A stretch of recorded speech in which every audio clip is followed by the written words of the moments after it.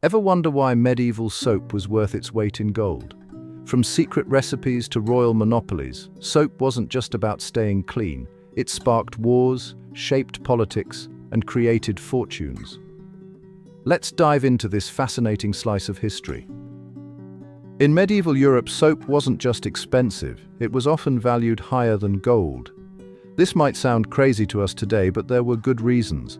The key ingredients like olive oil and alkaline ash were hard to get, and the soap-making process was a closely guarded secret passed down through generations.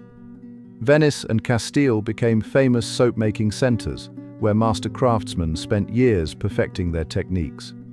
A single bar of high-quality soap could cost as much as a month's wages for an average worker. Kings and nobles even used soap as diplomatic gifts, and some cities gained enormous wealth through their soap trade. The soap industry was so valuable that some rulers created strict laws controlling who could make and sell it. Medieval soap makers went to incredible lengths to protect their valuable recipes. They worked in secret workshops, often at night, and divided their formulas into separate parts so no single worker knew the complete process.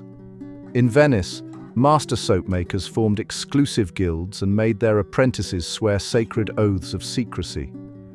Some even wrote their recipes in code or created fake formulas to throw off spies from rival cities. The most successful soap-making families would only pass their secrets down to their children, often waiting until they were on their deathbed to reveal the final crucial steps.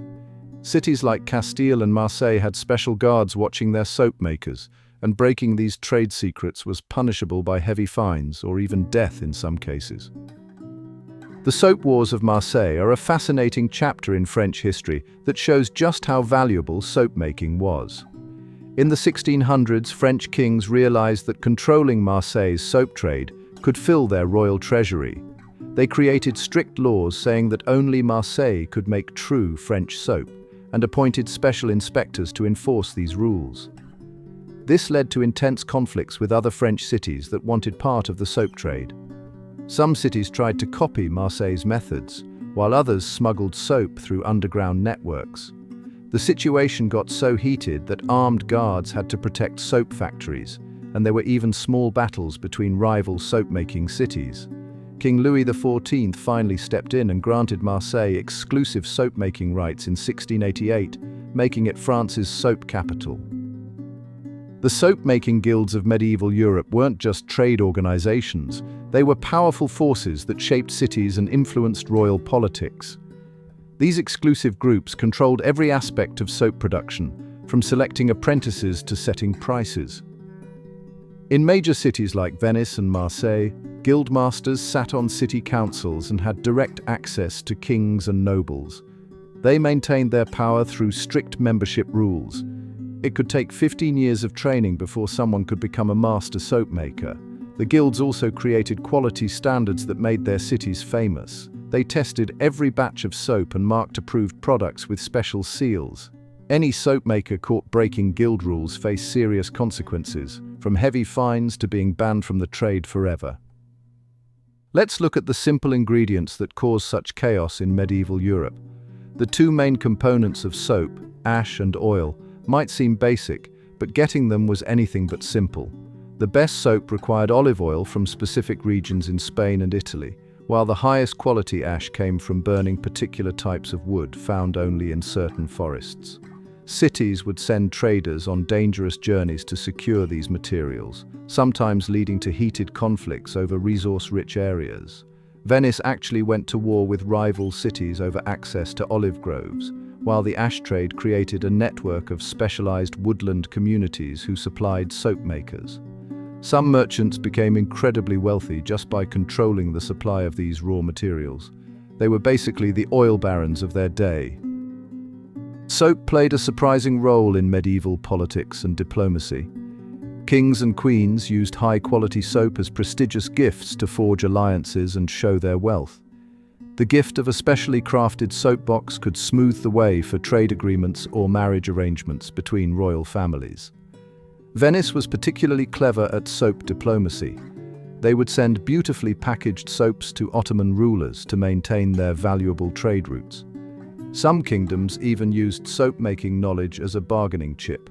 For example, Spanish rulers would offer to share their prized Castile soap techniques with allies, while threatening to withhold these secrets from enemies. The politics of cleanliness went beyond royal courts. Cities would compete for soap-making privileges, leading to complex networks of alliances and rivalries. One of the most controversial chapters in soap history was the implementation of the soap tax. In 1712, the British government introduced a heavy tax on soap, making it so expensive that many ordinary people couldn't afford to use it. The tax was massive, about 1 penny per pound of soap, when a worker might only earn a few pennies a day. Soap makers had to work in locked rooms with tax officials watching their every move. They couldn't even move their soap without official permission. This tax lasted for an incredible 141 years, making soap a luxury item that only wealthy families could regularly use. The situation got so bad that a black market for soap emerged, with smugglers risking severe punishments to sell untaxed soap to the poor. Let's bust a common myth about medieval hygiene, the idea that nobody ever bathed. While it's true that bathing habits were different from today, medieval people actually cared quite a bit about cleanliness. In fact, many towns had public bathhouses that were popular social centers. The wealthy had private baths in their homes, and even peasants would wash their faces and hands regularly. The idea that medieval people avoided bathing comes partly from later periods, when some doctors wrongly claimed that water could spread disease. But during most of the Middle Ages, being clean was seen as both healthy and morally good. What really limited bathing wasn't lack of desire. It was the high cost of soap and the time it took to heat enough water for a proper bath. Let's peek into the exclusive world of royal soap makers, a small group of craftsmen who created luxurious soaps for Europe's most powerful rulers. These artisans held special titles like Royal Warrant Holder or Purveyor to the Crown, giving them exclusive rights to supply soap to royal households. They worked in special chambers within palace grounds, using exotic ingredients like crushed pearls, rosewater, and rare Mediterranean oils. Each royal family had their signature scents. The French court preferred lavender, while English royalty favored herb-infused soaps. These soap makers became wealthy and influential, often acting as confidants to queens and princesses who trusted them with their beauty secrets. Some royal soap makers even became unofficial diplomats, as their work took them between different courts across Europe. You might be surprised to learn that many of today's luxury soaps still use techniques from medieval times. Those old recipes, carefully guarded by master soap makers centuries ago, laid the groundwork for modern soap production. Take Castile soap, for example. That gentle olive oil-based soap you can still buy today was first made in medieval Spain. The traditional method of aging soap for months to make it milder. That came from medieval Marseille. Even the way we combine oils with alkaline substances follows the basic principles discovered by those early craftsmen. Some high-end soap makers still use natural ingredients and time-tested processes that would look familiar to their medieval counterparts. Thanks for joining us on this fascinating journey through soap's surprising history. If you enjoyed learning about medieval soap making, don't forget to like this video and subscribe to our channel for more historical discoveries. Share with friends who love unique history.